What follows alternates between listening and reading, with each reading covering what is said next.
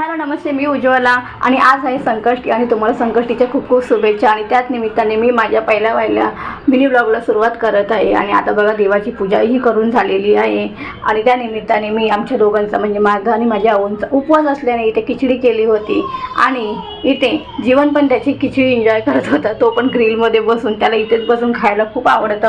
आणि इथे परत त्याचे खेळणे चालू झाले आहे।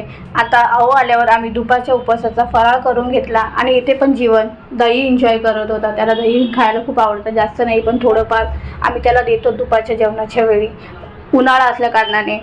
आणि आता इथे दुपारची भांडी सर्व झाल्यावर भांड्याचा कार्यक्रम झाला आणि मग संध्याकाळच्या जेवणाची तयारी। आज उपवास असल्या कारणाने सर्व जेवण बनवायचे होते। आजचा बेत म्हटलं तर साधा वरण भात आणि वाटाण्याची भाजी आणि संकष्टी स्पेशल मोदक।